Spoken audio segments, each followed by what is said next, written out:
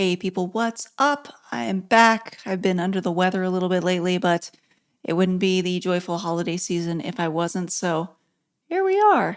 But anyway, I posted a poll recently asking what you guys wanted to see, and Nostalgic Synthwave was the clear winner.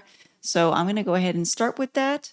And so, yeah, we're going to make Nostalgic Synthwave today. So let's go ahead and do it. All right, so when I'm thinking of nostalgia, I'm thinking of like those old 80s and 90s commercials where they play like that almost cheesy melody in the background.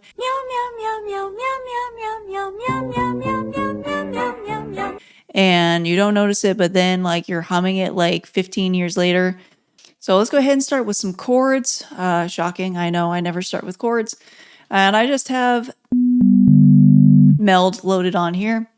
And I am in the E Dorian mode today, which is basically a minor scale, but it has a raised sixth. So I feel like it's the perfect scale for that nostalgic quality because you're getting like the sadness of thinking back on things, but then you have that raised sixth, which is kind of giving you that moment of hope.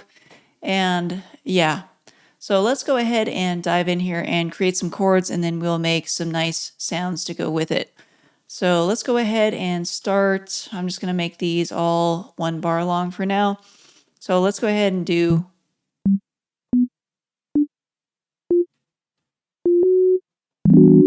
So I'm just going to start with the E minor chord here. So we have that root, 3rd, 5th, 7th, 9th, E minor 9. And let's just go ahead and go up the scale. So let's go to the G, also a 9, G major, and then let's go up to the B. And let's see. I'm going to go ahead and invert some of these chords, and inversions aren't scary. It's basically you're taking the notes and just moving what octave they're in. So first of all, I'm going to take all of the root notes. I'm holding shift just to select multiple notes, and then shift again, and the down arrow just to bring those all down in octave. So I'm a big fan of keeping like one note running across the top, and I see this F sharp in all of them. So I'm going to go ahead and pick F sharp. So let's go ahead and bring the A down in octave, and both of these down in octave too. So now we have. Well, you know what? Let's make this 2 bars long, and then we will cut that, and that can go up to the E. I'm going to go ahead and also, let's just double this, because I'm a fan of making like at least 8 bar long loops, because 4 bars can get stale really quick. So let's go ahead and change that last chord to maybe something a little less tensiony. So I kind of want it to resolve for the end of the chord progression. So again, I'm going to keep that F sharp.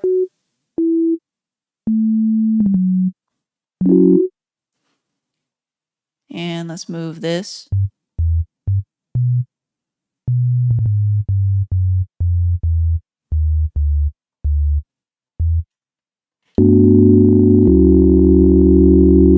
So that sounds a lot happier. And let's go ahead and make it sound a little bit nicer. So I'm going to come in. I love these swarm options in Meld. They just sound really, really nice. I'm going to go with the swarm saw. Woo! And we're going to take the filter down so I'm not deafening anyone, including myself. I'm going to change this to the 24 dB filter, which basically just means it's a little steeper. It's cutting off more of the higher frequencies. Let's go ahead and give it a little bit of attack, drop down the sustain, add some release, and then let's go ahead and add the second oscillator, and I love the noisy shapes, so let's go ahead and add that in, and I'm going to pull this down too.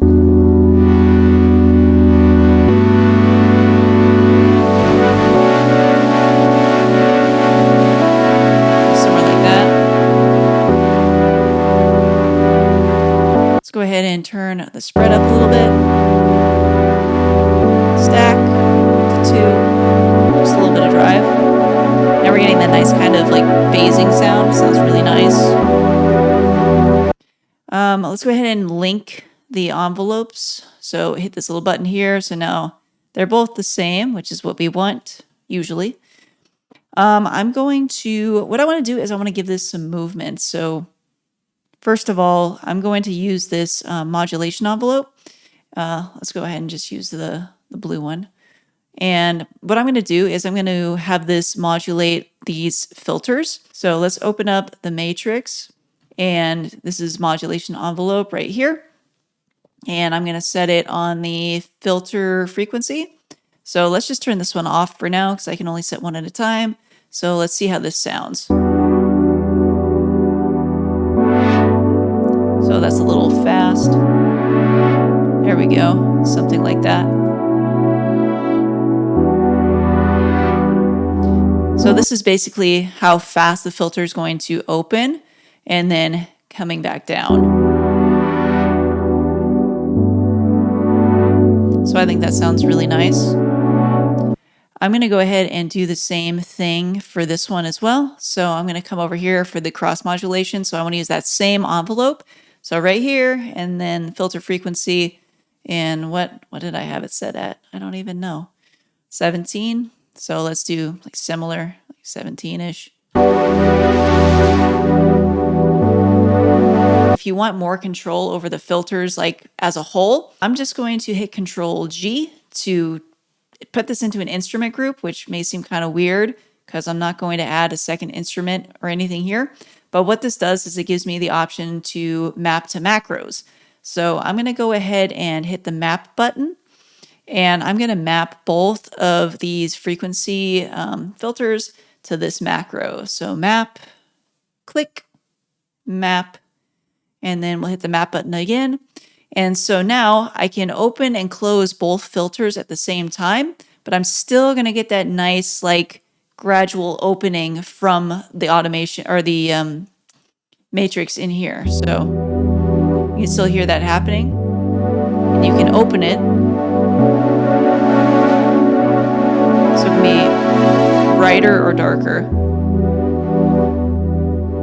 So that's just a really easy way if you want to just automate this now, which is probably what I'm going to do, hint, hint, throughout the arrangement. Only other thing I want to do is add some of that like classic pitch wobble. So I'm going to come into the LFO here. You could also use Ableton's like chorus effect and use the vibrato option there, but this is easy enough since it's built in. So I'm going to come to this rate option, maybe slow it down a little bit, come up here and map LFO1 to the D tune. And I'm going to do that on both of them here.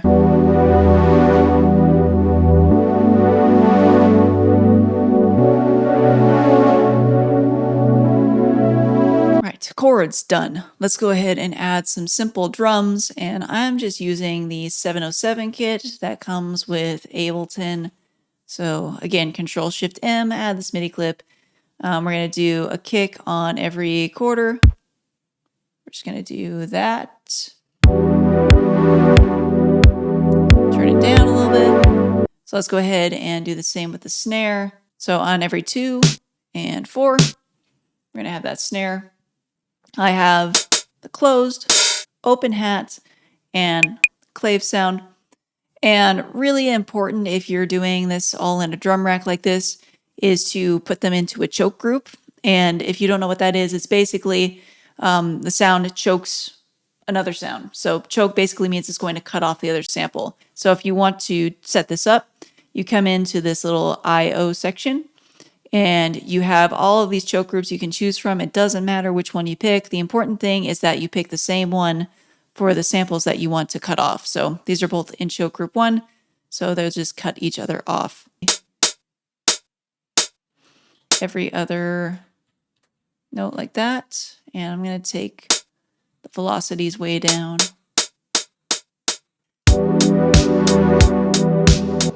And I'm just going to toss in an open hi-hat every once in a while. And the same with this sound here. Yeah, maybe there.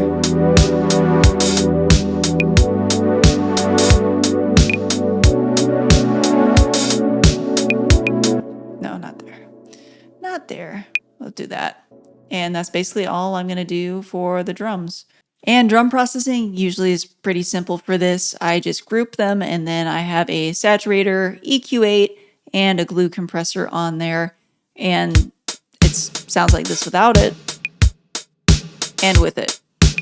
It does give it a little bit of volume, and it just makes it a little bit brighter. All right, next, let's do bass. So I have this bass that I've already made, and I will run through the chain real quick. I've done a really similar bass in a previous Synthwave video, and I will link that video somewhere up here. But basically, we're just doing I'm using Wavetable. We're using 2 saw waves here. And I have the envelope set to be plucky because I'm going to do kind of that rolling bass line. And I have the filter set back to here, come into the matrix. The same envelope here, this amplitude envelope, is controlling the frequency, opening it. And then I just have a saturator on that bass shaper with about 5 dB of drive, chorus, ensemble, about 38% wet, and an EQ8, a little bit of glue compression, utility to make sure that the bass frequencies, the bottom frequencies, are in mono, so they're not phasing out. And then duck, which is one of my absolute favorite presets for sidechaining, which I'm just going to set right now. So we can set that to the kick. But first we need to go ahead and draw in a MIDI pattern. Okay, so let's do that classic rolling bass line. So we're going to do the E for a bar, and then it goes up to the G, up to the B, and let's keep that like that. And then let's go ahead and copy this over. So Control D, to the E, back to the G, and this time it's going to go to the D, I believe. So I kind of want to just make a little bit of a rhythm. So let's see. I'm just going to randomly take out some notes and see how it sounds.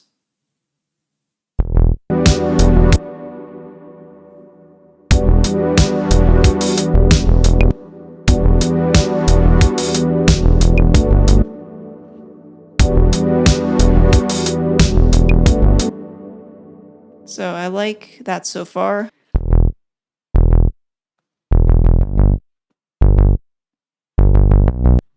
So I like this. I'm going to do this for, I think, the rest of the pattern. This is, I think it's more interesting than just having straight 16th notes. And also what it's doing is it's taking that bass and kick frequency away from each other. So really the only time we're having the kick and the bass hit is on the 1 of every bar. So on this 2, 3, and 4, we're giving the kick the full frequency spectrum down there, which I think is going to sound a lot nicer and be a lot easier to mix. So now I want to get some melodic stuff going. Let's make kind of like a background ARP, and then we'll do the kind of main melody after that. So for the ARP, I'm going to take these same chords. So I'm going to hold Control and grab this and drag these chords down to another MIDI track. And I have operator on here for now, which isn't doing a whole lot. Let's go ahead and come in here, and I'm going to use Ableton's arpeggiate option. So it's going to give me the arpeggiated version of these chords in MIDI. So let's transform. So I'm going to go ahead and mess around with this. So let's come in here a little bit closer. Let's see. So we want to stay on the chords. So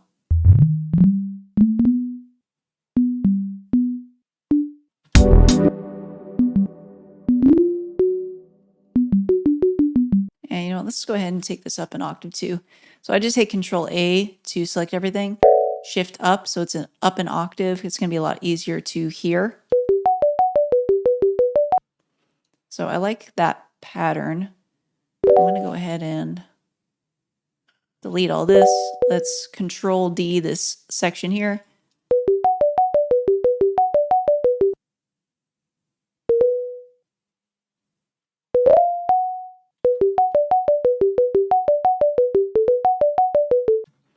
So basically what I'm doing is I'm hitting that F sharp more often just because it's in every single chord. I really want to highlight that F sharp. So I'm just going to go through basically all of these and shift up that bottom note and basically make that F sharp happen twice. And so this is the basic pattern we have now.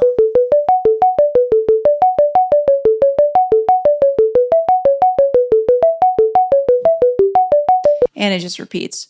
Yeah, what I really love here, and again, this is playing in that Dorian mode, that C sharp, that's that raised sixth that I was talking about. And when we get that part, it's just, this right here, it just sounds so nice. You really just get that, I get that nostalgic feeling. Okay, next let's go ahead and create the kind of the main melody. So I'm going to grab Wavetable, put it here, and let's just start with 2 saw waves. Let's bring the filter back. And I think this is okay starting point for that. Okay, so to create this melody, again, I'm just gonna kind of take inspiration from the chords. So let's look at both of these clips at the same time. Let's make them different colors though, so it's easy to see. So I'm gonna click this one, control click that one so we can see both at the same time. And now I'm going to click on the red one or the pink one. That's the one I'm going to be working on.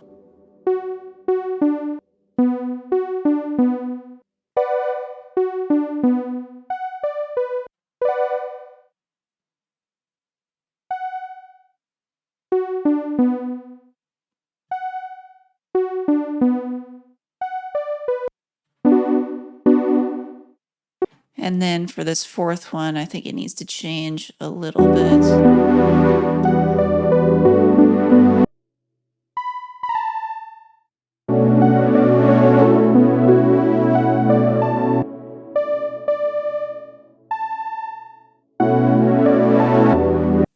Okay, I went ahead and added this effect rack after it, and there's a lot going on here. So again, let me just explain what everything is doing. So EQ, boosting some of the highs, erosion, adding some noise in there. It's maybe a little too much. Compressor, echo.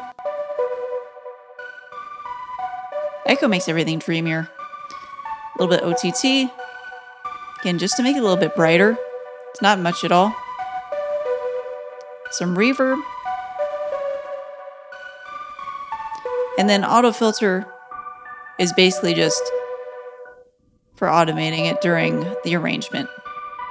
Okay, so I think that's a good enough loop to start arranging. So I'll go ahead and do that and then show you guys all of the stuff and all of the things. Okay, so here's what the final track ended up looking like.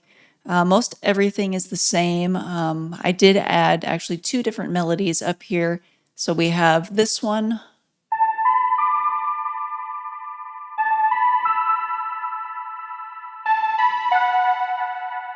And then this one as well.